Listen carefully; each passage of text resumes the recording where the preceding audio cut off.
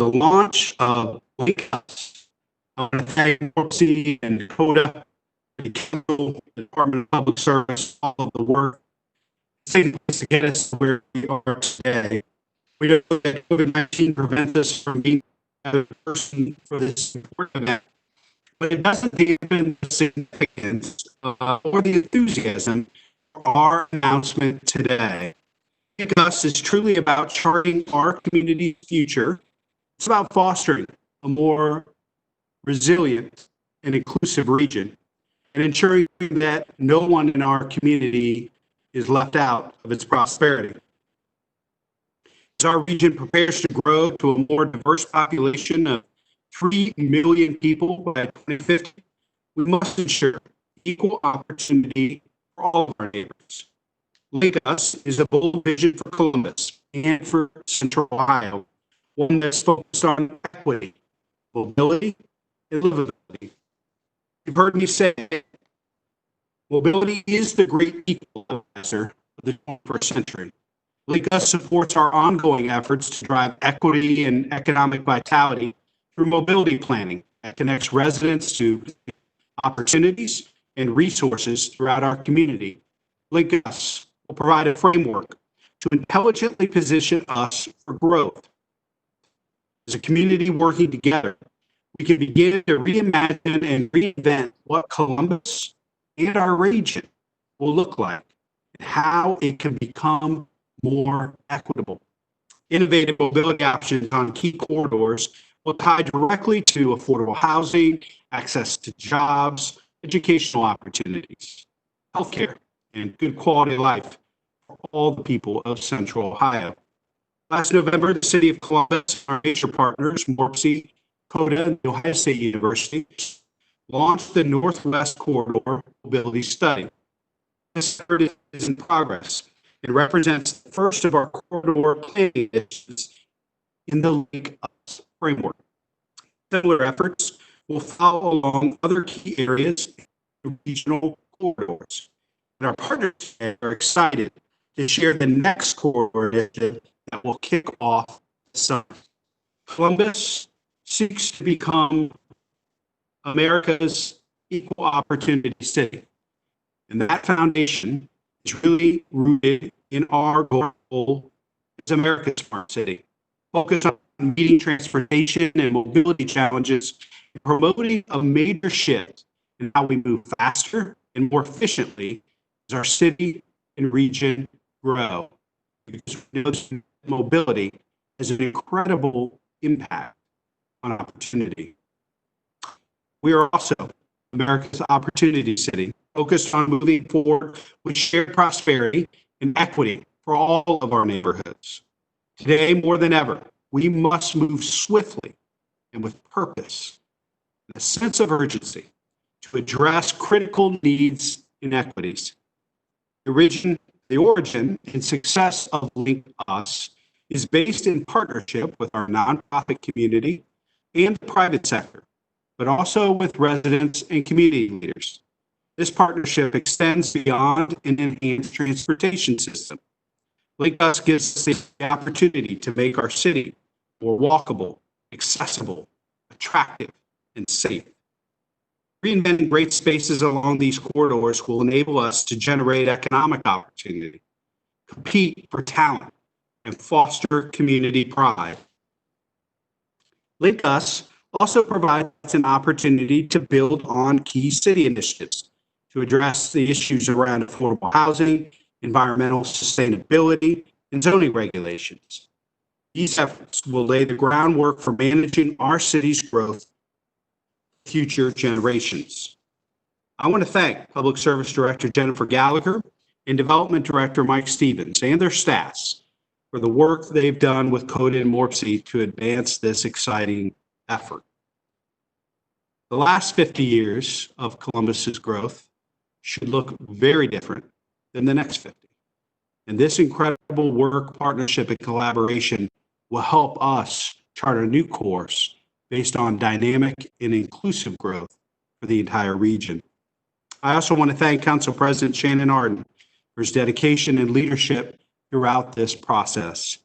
We are fortunate to have great partners in the Northwest Corridor Initiative that we announced previously: the Ohio State University, Nationwide, Ohio Health, the Columbus Partnership, and the Columbus Downtown Development Corporation, as well as jurisdictional partners: Franklin County, Grandview Heights, Clinton Township, and Upper Arlington. This corridor effort and the LinkUS initiative will ensure equity and access to opportunity for all of our neighbors. Now I want to turn the program over to William Murdoch, Executive Director of the Mid-Ohio Regional Planning Commission, for a regional perspective on mobility as we grow. William? Thank you, Mr. Mayor, for your leadership and your comments. You and your team have positioned us with a great strategy for the Columbus region to meet the needs and prepare us for tomorrow's growth. And we are excited about it. MORPC and local communities across the region see LinkUS as a catalyst to reinvent the region. The mayor said it, Central Ohio is growing quickly and more diverse to a projected 3 million people by 2050. The question is, how do we stay ahead of that growth? How can we create great places that add to our quality of life and create equity and opportunity? How do we do this? We do this by shaping the future with planning and investing today to create more and better transportation options for everyone. And doing so along corridors, those places where we can fix problems, build on existing infrastructure, and connect more people and neighborhoods to jobs and to success. That's how we do it. In 2019, we completed the Insight 2050 Corridor Concept Study to better understand how existing and new development could support high-capacity transit. Our consultants and partners examined 5 representative routes, one of which was the Northwest Corridor, which is today's focus. And what we learned there is stunning. The results point to a potentially significant shift of people using new and better transportation options along these corridors. And this shift happens when we focus on compact and infill development. And this is really critical. When we build out our pedestrian and bicycle network to serve as first and last mile access to transit. Simply put, if our community creates new options, people will use them. And as we navigate health and economic challenges, adding more options is going to be more important than ever. And we see this in our efforts at MORPC consistently, where residents want more walkable, bikeable, transit-friendly neighborhoods. Insight 2050 showed us that creating more transportation options better prepares Central Ohio for jobs and housing growth. Our studies show Central Ohio businesses depend on a growing trail and transit network to retain and attract talent. We also know that young adults are far less interested in owning a car and want more options to get around. And our growing older population, they also want and need more mobility options too. Our studies show high-capacity transit done the right way can transform our region one corridor at a time. Just imagine a region where people who rely on transit have the best and easiest way to get to jobs, schools, healthcare, and more. This is what we're talking about. And all of this in a way that creates safe, sustainable, equitable places. This is about prosperity. It's about people. Mr. Mayor, you said it, it's about equal opportunity. And that is why the region is excited for LinkUS. We're so fortunate to share with you today these details. And we're also fortunate to have great forward-thinking partners at Columbus and Coda and all those local communities during such a transformative time. And so I want to thank you, and I'm privileged to introduce one of those innovative, bold leaders who's moving every life forward, and that's Johanna Pinkerton, the President and CEO of Coda. Ms. Pinkerton, go ahead. Thank you, William. I'd like to take a moment and acknowledge what you just said about Coda's vision. Our vision, developed by our employees, is to move every life forward.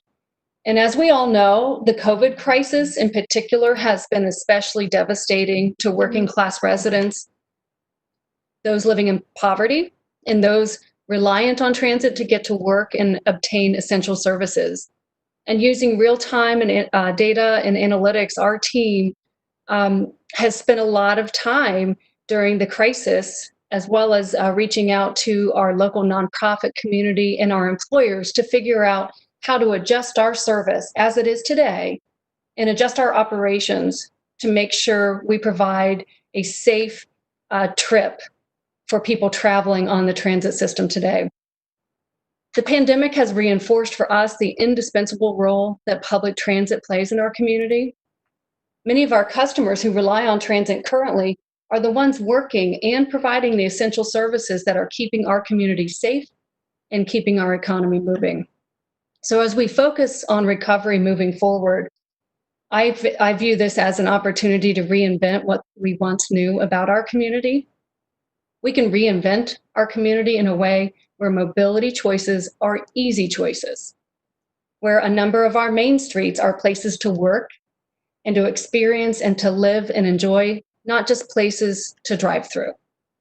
They are where sidewalks and bikeways and dedicated transit lanes can provide safe access for all people, where good jobs and high quality housing choices are available at all income levels, accessible by expanded transit. The LinkUS corridor system is an effective way to realize this vision of connecting all of us. So just 2 years ago, Coda launched CMAX. It was the region's first bus rapid transit system, and we've seen incredible outcomes in just less than 2 years. CMAX connects more than 200,000 people, or 200,000 jobs, 3 post-secondary institutions, and 2 hospital systems along the Northeast Corridor, home to some of Central Ohio's most transit-dependent neighborhoods. As a result of this federal investment and this local commitment, private investments along the Cleveland Avenue corridor have grown, such as workforce, students, and residents having more access to education, healthcare, and jobs from our expanded transit service. And there's a lot of future potential which remains with the ability to focus investments when things are done in a transit-oriented development way. We will continue to build prosperous neighborhoods and institutions along this corridor. And we can choose the same positive impact through the region with the LinkUS corridor system. It's time for us to think about redefining our physical infrastructure in ways that support our social infrastructure, leading to a more prosperous region for everyone. In addition to the work underway with the Northwest Corridor, which the mayor mentioned, I'm really excited to announce today that the East and West Corridor requests for quotations were published on June 12th, and they're intended to produce high-capacity transit plans for 2 additional corridors in neighborhoods that are prime for social investment. This planning process will run concurrent with the Northwest Corridor mobility study underway. And I'm really excited that the Columbus region is committed to reimagining the way we live and the way we move. Years from now, we will be well situated in connecting people because of the proactive initiatives we are taking together and the bold choices we are making together today. Coda is very proud to participate in the LinkUS corridor system, and we are proud to be the innovative mobility solutions provider in Central Ohio. And now I have the great honor of handing it over to President of Council, Shannon Hardin. Thank you. Thank you so much, President Pinkerton, for your leadership and for all of your team's work in moving our community forward during the COVID crisis. To my friend, Mr. William Murdoch from MORPC, and to our mayor, really appreciate the leadership of everyone in putting their shoulder into this important effort. On behalf of my colleagues on council, I'm excited to be with you today. I'm excited to be with you because LinkUS is how we're going to bring new high quality transit to the city of Columbus. I'm intimately familiar with the way that transportation can divide or connect our neighborhoods and our residents. 70 years ago, my grandmother lived on Lexington Street on the Near East Side of Columbus. She lived in this big old brick house owned by my family. On that same street were Black doctors, lawyers, and community leaders that have their houses there and their offices there. But that all changed when the federal government built Interstate 71. The interstate displaced my grandmother, along with hundreds of other Black families on the Near East Side. The north-south highway separated Black and white communities, while at the same time destroying Black wealth and Black space. The construction of highways is one piece of a larger puzzle of discriminatory policies that structure the racial and class segregation that we see in many American cities today. There are generations of racist policies to unwind, and I'm by no means claiming that LinkUS will be a silver bullet. But what we do know is that nearly half of all of CODA's riders are African American. So when a traditional CODA bus is sitting in behind cars in traffic, that means Black folks are late to work, or late getting home to their families. We also know that nearly half of CODA's riders make less than $25,000 a year. So when we don't invest in more frequent service, we're leaving our working class residents waiting by the side of the road. CODA has made tremendous improvements in the past few years. The transit system redesign has created a better transit experience for so many of our residents. And LinkUS will allow the city, MORPC, CODA, and other partners to create an even better city. Because with transit comes opportunities to build more affordable housing and locate more new jobs in neighborhoods, creating an urban environment that works for all of our families. And while residents are rightly focused on public safety right now, I don't want folks to fail to recognize the racial, class, and gender-based differences in how we move ourselves around. Simply put, an equitable transit system is a matter of racial and economic justice. And we are committed to winning that fight as well. With that, I'd like to introduce Columbus Public Service Director, Jennifer Gallagher. Good afternoon, everyone. Thank you to Mayor Ginther and Council President Harden and our collaborative transportation partners on the call with us today, MORPC and CODA. The Department of Public Service is very excited about the launch of LinkUS and the innovative solutions it will bring to enhancing mobility options along key corridors.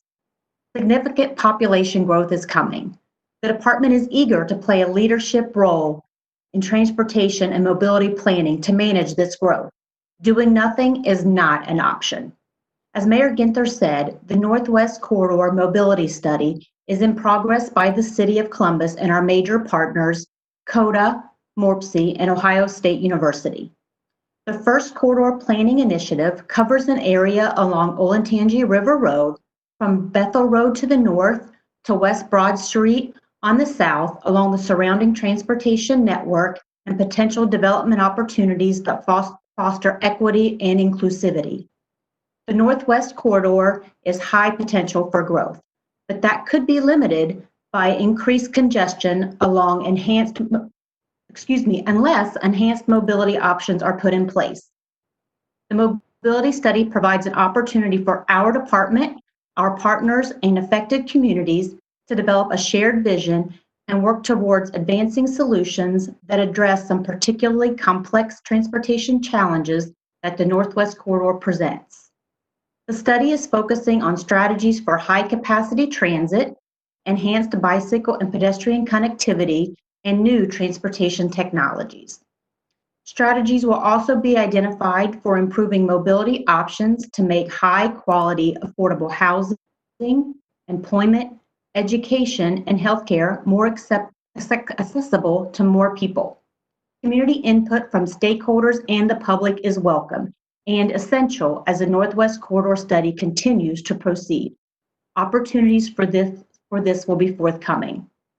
The Northwest Corridor study and all LinkUS corridor planning will identify clear direction to advance mobility planning and action that supports transit and community needs. As the mayor said, the LinkUS Northwest Corridor work presents opportunities to redevelop and define space and create great places where people can live, work, and invest.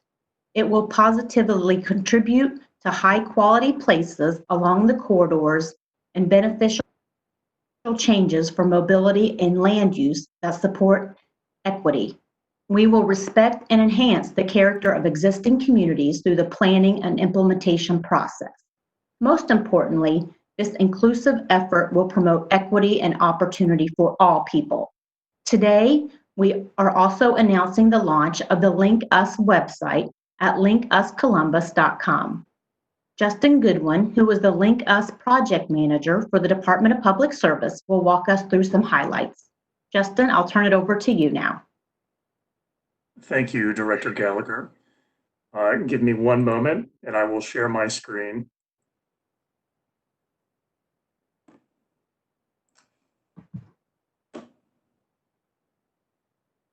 With the launch of the LinkUS initiative, we're excited to invite members of the public and all interested parties to visit the program website at linkuscolumbus.com. This site will serve as a clearinghouse for all information related to the broader LinkUS initiative, as well as individual corridor implementation efforts, technical work, and public engagement opportunities. Here, visitors will find an overview of the key principles of LinkUS and the series of corridors that will be advanced as part of this vision of an interconnected mobility system throughout Columbus and Central Ohio. The website provides an overview of the LinkUS framework strategy, which can also be downloaded as a document for a more detailed, in-depth analysis of where this initiative is headed. The framework includes 6 regional goals featured on the website. Those are equity, economic development, workforce development, affordability, innovation, and sustainability, as well as a series of ingredients for success. How will we know that we're achieving those goals? And those are outlined again in more detail in the framework strategy document. There's also a visual guide to illustrate the types of key elements of premium transit that are envisioned for each of the corridors. I encourage users of the website to spend some time with this section to really understand the transformative vision for infrastructure and mobility that we're laying forth with this initiative.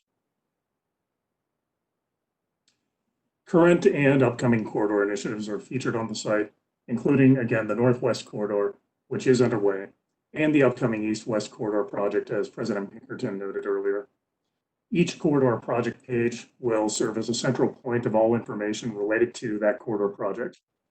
As the first corridor implementation study to be launched earlier this year, the Northwest Corridor page serves as a template for communicating project information and engaging with the public throughout the course of the project process. An initial foundations report is available for download. The report showcases the need and vision of this initiative by documenting the current conditions, trends, and opportunities to improve mobility and facilitate coordinated growth throughout the Northwest Corridor.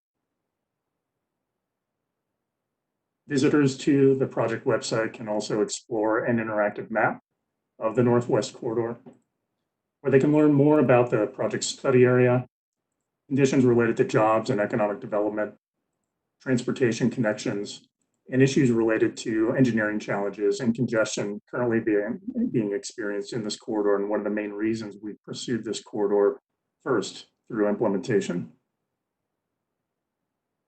Visitors to the site can also take part in a brief survey to tell us about their experience in traveling through the corridor on a daily basis or whenever and however they may travel through the Northwest Corridor, and give us their thoughts on the future of the corridor and what they'd like to see implemented as we advance through this technical study. A technical analysis of mobility options and infrastructure improvements is currently underway and will be advanced through a public input process that will begin later this summer. Specific public engagement opportunities are currently being finalized and will be provided on the project website when available. Visitors can go to the news and events section of the website for the latest information on all project progress and specific public engagement opportunities. Anyone interested in getting periodic updates and keeping track of project process for the Northwest Corridor, the East-West Corridor, or the broader LinkUS initiative can go to the contact page and sign up. And all questions and comments are always welcome. Finally, I want to note that the project website does include a series of accessibility tools for those who may be visually impaired, as well as the ability to use alternative languages other than English for those who speak in a primary language other than. Again, we're excited to launch this transformative initiative, and we look forward to engaging the public through this website and many other means as this work moves forward. So please be sure to visit linkuscolumbus.com for more information and to get engaged with this process. And with that, Mayor Ginther, I'll turn it back over to you. Thank you so much, Justin, and appreciate all of the great work and words of our incredible partners here today. Now I'd like to open up the floor to questions from the media. You should see a hand button next to your name. Click on that to raise your hand. We'll unmute you one at a time to answer your questions. Please be sure to unclick the hand after we've answered the questions, and obviously click it again if you have another or a follow-up question. Are there any questions for our speakers from the press?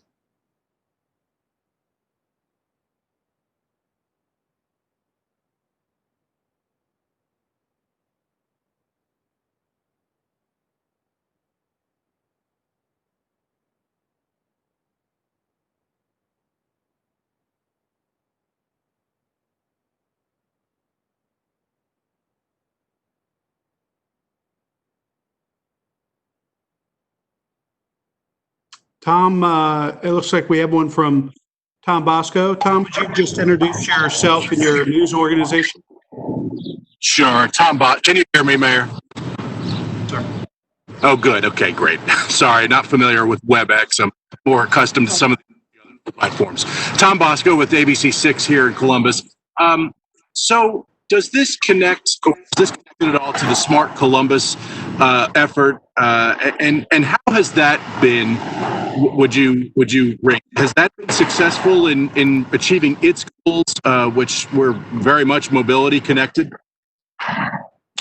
Well, I appreciate the question, Tom, and I'll let Justin and maybe Director Gallagher speak a little bit more to this. There's so many critical partners that have been part of our Smart Columbus thus far, so I'd actually open it up to any of our speakers who might want to speak to the work of Smart Columbus. But, you know, our whole case to win out that incredibly competitive process was about opening up ladders of opportunity for folks in our community who had been left out and left behind of Columbus's success. And so we're very purposeful and intentional about where we were investing in mobility options, focusing on opportunity neighborhoods in particular, focusing on expecting moms, because part of our effort around mobility was for better birth outcomes for children in our opportunity neighborhoods as well. And the incredible partnership that has taken place with Smart Columbus, partnerships with the state, with TRC, with so many other great partners in the community, Ohio State, American Electric Power, the list goes on, where we have really tried to focus on mobility as that great equalizer that I talked about earlier with respect to opportunity. But we might even have Mike Stevens on the line as well, who helps to oversee Smart Columbus's work in partnership with everybody else. But I don't know, Johanna, President Hardin, anybody else want to speak to the work of Smart Columbus and how that connects with LinkUS? Maybe we start with Justin. Certainly, Mr. Mayor. I would say that Smart Columbus has laid an incredible groundwork for us to advance this initiative. As I noted earlier, 2 of those 6 regional goals identified for LinkUS are sustainability and innovation. And those have been a focus of Smart Columbus, particularly as we think about how we leverage new technology in our infrastructure to support transit and other mobility options. There's been a lot of incredible work done by the Smart Columbus program to set the stage for implementing new infrastructure improvements combined with high capacity transit and solving those first mile, last mile connections to transit that are going to be really critical here. Smart Columbus has been heavily involved in promoting sustainability through mode shift and engaging employers to encourage the use of other modes of transportation beyond the single occupant vehicle, and introducing new first mile, last mile mobility options, introducing electrification, which has been incredibly successful through the Smart Columbus program. And we expect that to be a feature of implementing transit solutions within these corridors as well. Thank you, Justin. And anybody else, I don't know if Mike or Johanna, Jennifer, President Hardin, want to make any additional comments to Tom's question. I'll open it up. Thank you, Mayor. Johanna Pinkerton here, Tom. I do want to reinforce a concept that both the mayor and Justin hinted at, Smart Columbus, and the fact that the U.S. Department of Transportation grant was an R&D grant it did what it needed to do. It was a catalyst for our community. And that catalyst really caused us to look at the things that we have to do as life speeds on. So technology development, where can it be helpful? And we were one of the unique cities who looked at it through a people lens. And this, LinkUS, is inextricably tied back to that catalyst of thinking of people first. But this, the size and scale of this is extraordinary. It has been replicated in other cities, which are seeing success of connecting people to the things they need. And I want to reinforce my words of it is time for us to look at our physical infrastructure and tie it back to our social infrastructure. So it's a really big leap. It's a big, it's a good next phase, I think. But for the work of Smart Columbus, I don't think we would have the same audience nor the private partners that we have on the Northwest Corridor supporting us saying it's time to reinvent our city in the systems that move it.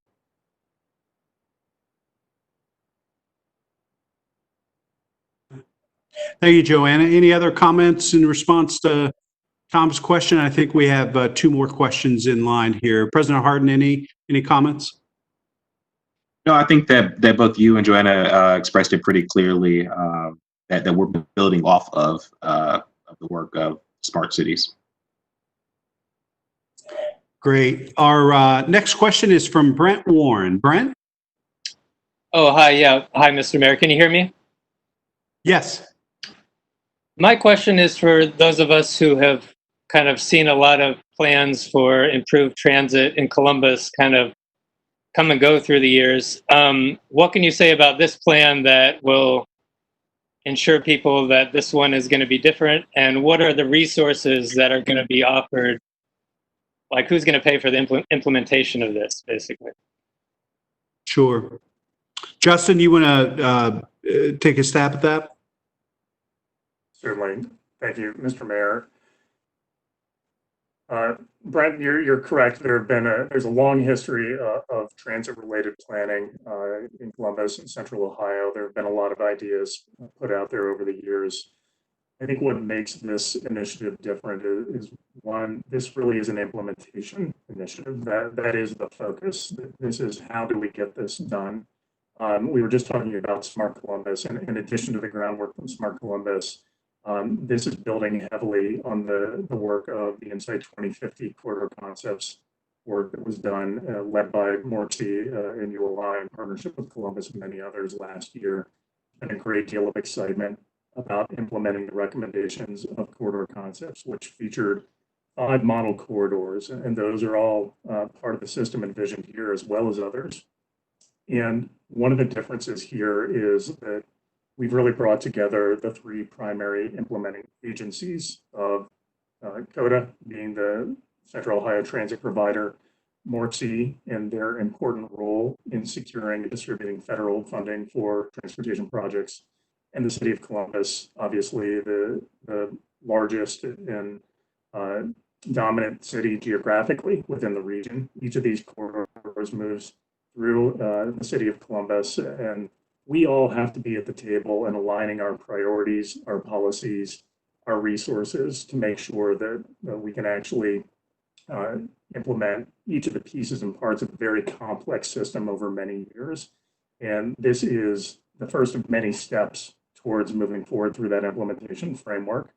One of the things that we have to do that you'll note if you dig into the framework strategy is explore all of the details of funding. So you asked about funding. Identifying dedicated funding sources through a variety of means is going to be really important. We are certainly talking about infrastructure projects that have significant costs to them. I'll be honest, not every one of those answers or those questions has been answered yet, but we are hard at work with our team between Columbus, MORPC, and CODA on digging into how we will move about financing and funding. Certainly going through very methodical technical processes is really important. Why we're spending the time on the technical analysis through the Northwest Corridor, and that'll be done as well for the East-West Corridor as that gets underway, is making sure that we are positioning ourselves very well for future federal funding opportunities, among others. There's certainly a process involved in that. We have our eye toward actually building transit and other mobility improvements and aligning those with really important land use and zoning policies to make sure that this isn't just another plan, that this is actually going to be a catalyst for transformative change. Council President Harden or any of the other speakers as to why, to Brent's question, this is different?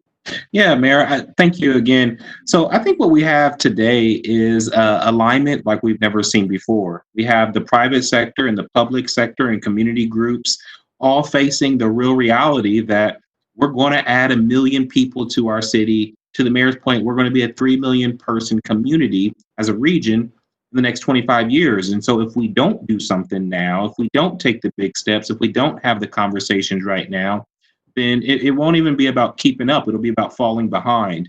And I think that we are all in alignment, unlike what I've seen in the past conversations. And so you got to remember, all of these things are connected. We started with the Insight 2050 study that told us that there was going to be growth, and then we followed it up with the Insight 2050 corridors concept study that showed us where the growth was going to be. And how we could grow together in a more sustainable way. And now we're at this point where we're specifically working on those corridors that were highlighted, as well as other corridors that will connect us and help us build more affordable housing and connect us to jobs and healthcare. So this is all connected, and it will be part of a process, and we will need the further engagement. But Brent, I think that we are more aligned now than ever, and I think that'll give us the energy and give us the pathway forward for how we build this transit system out in Columbus. Mayor, if I can jump in here. Please. And Justin laid it out pretty well. This is about partnerships, of course, but Brent, to your question, this is different. And I've been a Columbus resident for most of my life, and so I understand the feeling that, is this different? And I think it is really different in a couple of key ways. The first one is, this is not just about a transit line.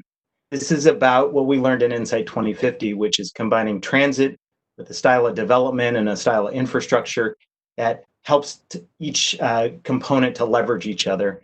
So we're looking at this differently. It's not just in a vacuum. It's not just about moving people. It's about moving people and creating great places. It's also not just about one type of mode. We're looking along this corridor at transit, we're looking at car traffic, but we're also looking at bikes and pedestrians. And that kind of view along a really busy corridor is something that is very, very different. Another thing to consider when we're looking about this and why it's different, when we've looked at communities around the country, those that have built systems and redefined a corridor have all done the kind of analysis that we've done. We first did the overall look at Insight 2050, then we looked at how that applies in corridors. But what we just finished with this Northwest Corridor study and what we're talking about with the East-West Corridor, that is a best practice that you see in other cities that gets done right before they move to implementation. And I know it might not seem different, but when we look at these communities, this is that best practice that gets things done. And I think maybe the last part of your question, you asked, how do we pay for this? Well, one role that we play at MORPC is we help the region come up with a strategy on how to spend federal dollars for transportation. And just recently, about a month ago, Thea Ewing and our team finished what's called our Metropolitan Transportation Plan. And that lays out the coming decades of how we envision we need to spend our federal dollars for transportation. And that plan that was just recently adopted by the region's local communities, including Columbus, looked at corridors as a key concept of things that we would invest in with our future federal transportation dollars. This hasn't happened before in the same scale that it has. So we're really bullish that this is an opportunity that is moving forward, and this looks different than it has before. And frankly, we think it's more comprehensive, and it's better and more equitable and more focused on jobs and creating great places than it's ever been. So thanks for the question. Thank you, William. I think we have one final question at this point. Carrie, are you there? Yep. How y'all doing? Good. I'm glad that Brent asked the funding question, because CMAX cost almost $50 million. So you're not just going to plop these everywhere. But the other part of the issue, you mentioned access to affordable housing and jobs and changing infrastructure and development. Well, when you have boards of zoning adjustment rejecting apartment buildings and the NIMBY history of this community, you've got to get through area commissions, you've got to get through neighbors who will protest any hint of affordable housing, justly or unjustly, but it's hard to get those things through. So how do you plan to get that part of it to implementation? Political will and leadership. And these are top priorities for the council president and I. And it's our jobs as leaders in this community, as well as the others that have joined us in this work, to educate the public and have many different voices around dynamic, inclusive growth. CEOs and business leaders understanding that for us to continue to grow economically and create jobs into the future, that mobility and affordable housing are critical components to that. And clearly from a planning, development, and zoning standpoint, we need to do a better job of having folks understand why housing affordability is such an important part of our future if we want to grow differently than we grew in the last 50 years. If we want to acknowledge and go after disparities and embrace equity and look at all of these things through an equity lens, it is going to require courage and leadership. And it's going to require us to become better communicators and build a coalition of folks throughout the region. This is not just the city's responsibility. It is a regional challenge, and one that I feel very confident that the entire region is on board with. But you're right, Carrie. If this were easy, it would have been done already. And it's going to be hard, and there are going to be setbacks. And there are going to be missteps and mistakes. But we know what will happen if we do not do it, and that's not acceptable. So I'd let Johanna or other folks speak to Carrie's question. Sure. Thank you, Mayor. Carrie, great question, particularly about your reference to the CMAX. I want to point that out as a huge opportunity. The CMAX was paid for, it was almost $50 million, and more than 80% of that was paid for by federal dollars. And these are opportunities that other communities are taking and have proven out as tried and true success in their community. And it's time for Columbus to join the ranks of larger cities and larger regions in pulling down their fair share of those federal dollars. So we do anticipate things like pursuing major federal dollars. And even in light of the unusual spending with COVID in Congress, we're seeing huge strides at the moment with surface transportation reauthorization bills on both sides, on both parties, understanding that the investment in America's infrastructure will be part of what heals our economy and our people. So we are absolutely committed to making sure we bring down federal dollars to defray a large portion of this cost. It's also a really unique private opportunity. We have a lot of partners at the table, people who are committed to building this region out, and I don't think that's ever happened before. And these are things that, as the mayor and you referenced, will take conversations at the local level. And I've been very appreciative of not only the mayor's office and council, but of MORPC, who is the Regional Planning Commission representing dozens of communities across an 11-county region, talking to people about how they need to build their infrastructure to support an aging population and to support a growing younger population. I believe it was Director Gallagher who said there's no do-nothing scenario here. We can't choose to do nothing. So we will be looking, I suspect, at redirecting how we operate. So we do have revenue streams that may need to be reconsidered. Probably President of Council might like to address a lot of the outreach we've done so far and the outreach we will continue to do to make sure that this brings neighborhoods online, neighborhoods who deserve seeing reinvestment as well. Thank you. Thank you, Johanna, and thank you, Mayor. I think it is a really critical question, Carrie, that you're asking, and so thank you for it. You're right. This is as much a land use policy conversation as it is a transit conversation. But as a community, as we all are raising our hand to say that we're working towards creating more affordable housing, we can't be serious about creating more affordable housing if we're not talking about density as well. And so that's a conversation that we are having at the area commission level. To Joanna's point, as part of the Insight 2050 study, we had numerous area commissioners on that as part of that conversation. We had specific outreach and events with just area commissioners. And so working with the development department, working with the planning department of the city, we are going to lean into this conversation and make sure that there is a real connection between when we say that we want the affordable housing, we say that we want to solve for equity, that all of these things are land use policy conversations, and not be afraid of the tough conversations. Density along a corridor does not mean density in like New York City or some other place. It's very specific to the corridor and to the community. And so we look forward to having those conversations. And that's why this press conference today is about inviting the conversation. It's about inviting folks in, especially along those corridors, to help us make sure that we're on the right track as we move forward on real implementation. We are moving forward because we have to. We have to, as the mayor said, and that's why I appreciate his leadership so much, because this is one of those things that we have to do if we don't want to fall behind as a community.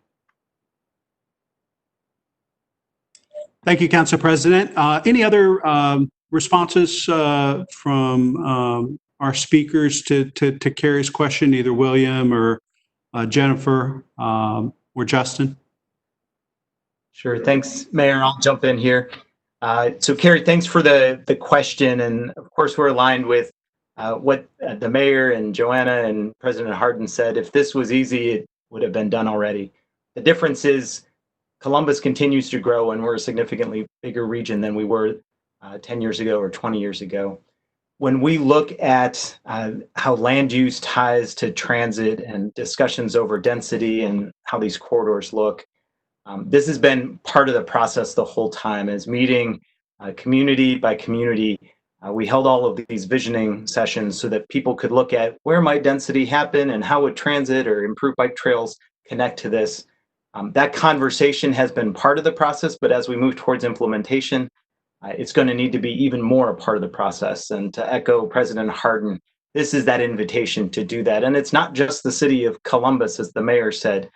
The region is involved and connected. If you look at the 5 corridors we studied, so many other community partners are engaged. Just down the Northwest corridor, I think we've got about a half a dozen different public and private entities that are engaged.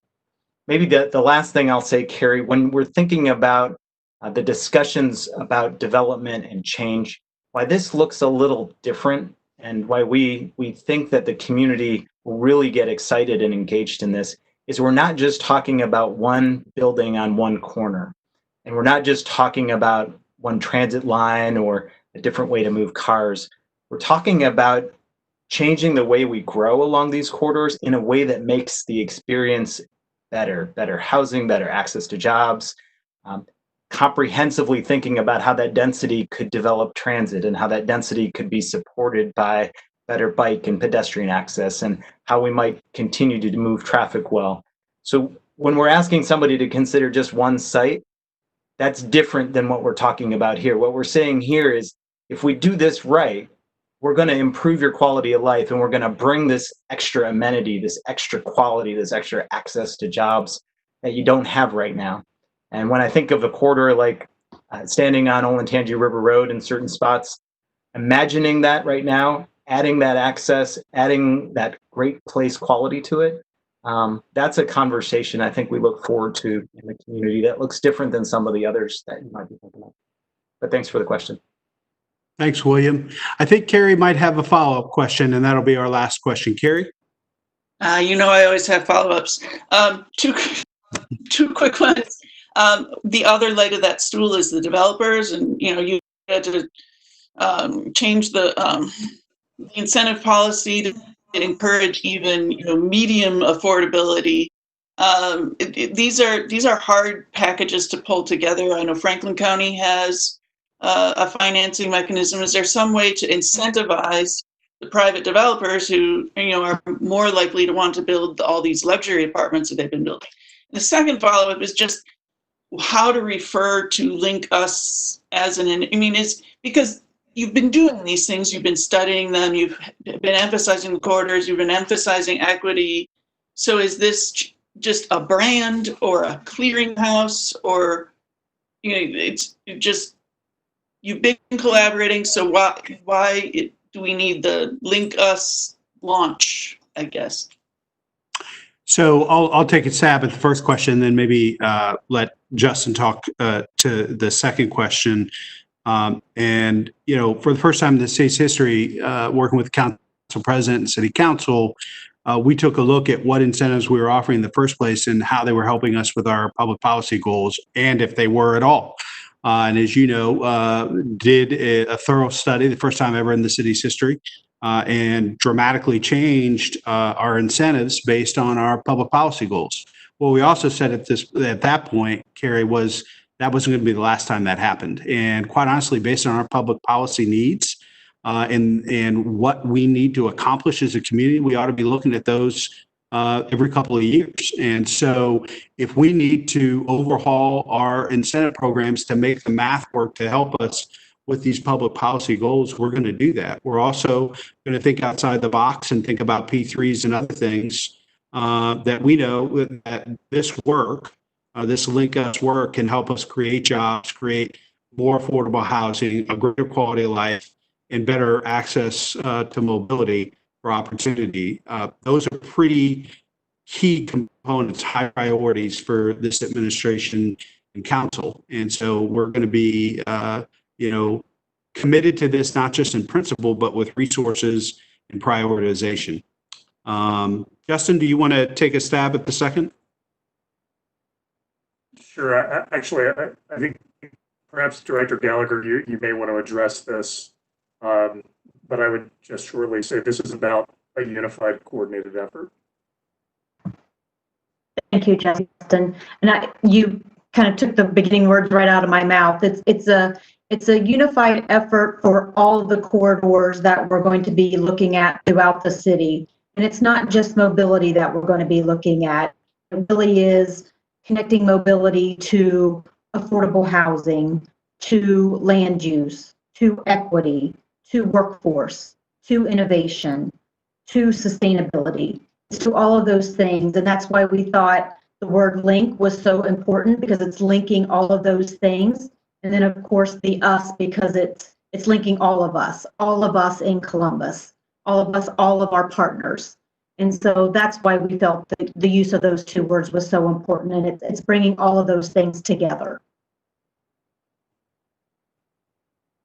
Well, thank you, everybody. If there are additional questions from the press, you can reach out to Mel Crable in the mayor's office or to our other speakers here today, and we'll help connect you, get information and follow up. Thanks, everybody, for joining us today. Have a great rest of the day.